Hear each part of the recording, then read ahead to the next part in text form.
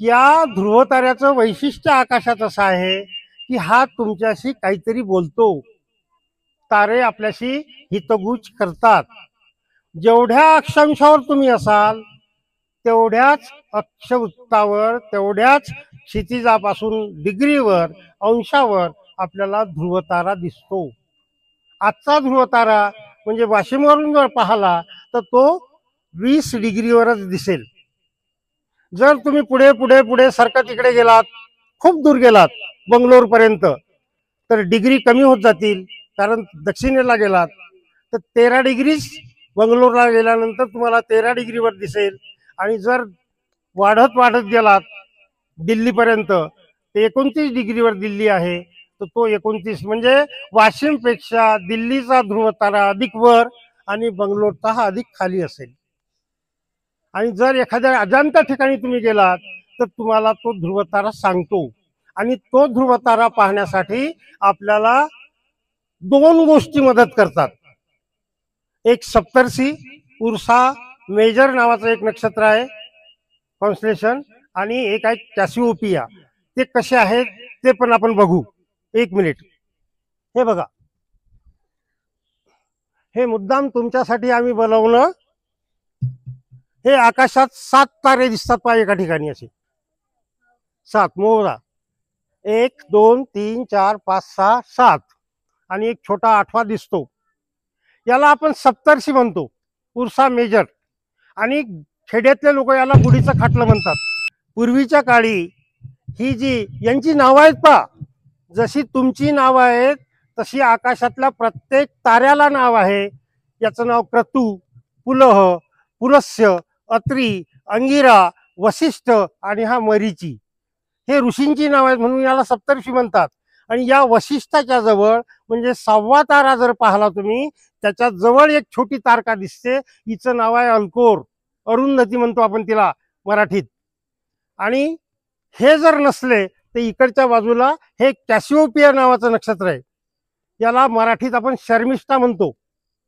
आणि या शर्मिष्ठेकडून याच्यावरून जर पाहायचं झालं तर बघा, हे 2 तारे एकमेकाला जोडायचे कल्पनेनी आणि पुढे रेषा ओढायची. हा आपला पोल स्टार, ध्रुवतारा.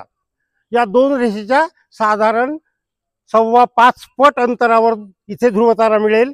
आणि या 5 ताऱ्यांच्या पहिला आणि चौथा याच्यावरून लंब जर टाकला असा 1 2 3 4, तर याच्यावरून असा लंब टाकला तर बरोबर 90 अंशाशी तुम्हाला हा पोल स्टार दिसेल. आणि हे आपल्याला ध्रुवतारा पाहण्यासाठी मदत करतात. सगळे तारे फिरतात परंतु ध्रुवतारा फिरताना दिसत नाही. तो आणि हे बाकीचं सगळं चक्र असं फिरताना दिसते. असं सध्याची स्थिती याच्यावरून आपल्याला एक बघा, सूर्यावरून आपल्याला वेळ समजते, चंद्रावरून दिवस समजतो आणि ताऱ्यावरून महिने समजतात. तशा प्रकारे ही जर पोझिशन असेल सध्यासारखी, ही बघा असे सध्याची स्थिती ही आहे पहा आकाशात. असे आहेत सप्तर्षी.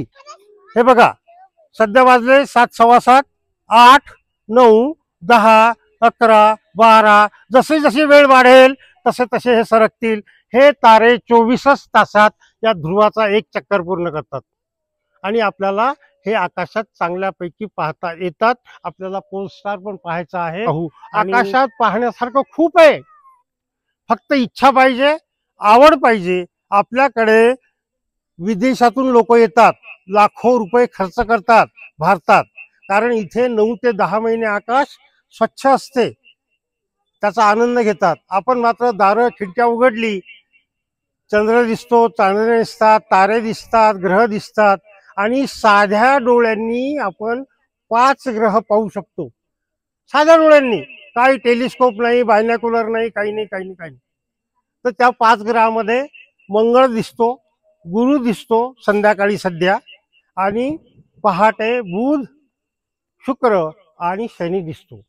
तुम्ही जर पहाटे उठलात, सकाळ पूर्वेला बघायचं, सगळ्यात मोठी तारका जी दिसेल ती शुक्राची. आणि या ग्रहांची माहिती तुम्हाला अभ्यासात आहे. जसा एक साधारण बुध सर्वात लहान, सूर्याच्या जवळ, त्याच्यानंतर शुक्र हा दिवसा सुद्धा दिसतो, एवढा तेजस्वी आहे. त्याच्यानंतर पृथ्वी, ज्या पृथ्वीवर आपण राहतो.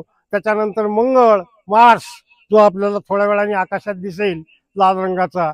त्याच्यानंतर सगळ्यात मोठा गुरु, त्याच्यानंतर सॅटर्न, त्याच्यानंतर युरेनस आणि नेपच्यून. हे मात्र आपल्याला टेलिस्कोप मधून पाहता येतात. आता आपण जास्त वेळ न घालवता थोडंसं चंद्राचं निरीक्षण करू आणि नंतर मग गुरुचे चंद्र पाहू आणि तुमच्या प्रश्नांची पण उत्तरं देण्याचा प्रयत्न करू. जास्तीत जास्त तुमचं समाधान होईल हा प्रयत्न आम्ही करू. फक्त आपल्याला थोडासा वेळ झाल्यामुळे आणि वेळ नसल्यामुळे वास्तविक पाहता आजचा कार्यक्रम नियोजित माझा विचार असा होता की ज्या दिवशी चंद्र किंवा आकाश आपल्याला अधिक मिळेल त्या दिवशी पाहता येईल. परंतु तुमचं शिबिर उद्याचा शेवटचा दिवस आहे, आपल्याला मर्यादा आहे आणि पुन्हा तुम्ही येणार नाही. पण मी या निमित्ताने तुम्हाला एकच विनंती करेल की तुम्ही अतिशय चांगला कार्यक्रम आपल्या प्रिन्सिपल माध्यमच्या माध्यमातून, मॅडमच्या माध्यमातून, आपल्या साहेबांच्या माध्यमातून या ठिकाणी घेतला. अधिक चांगलं आपल्याला काहीतरी शिकता येईल, आकाश बघता येईल.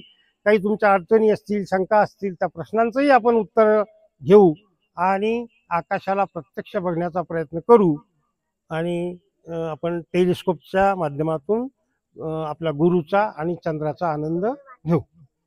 ठीक आहे.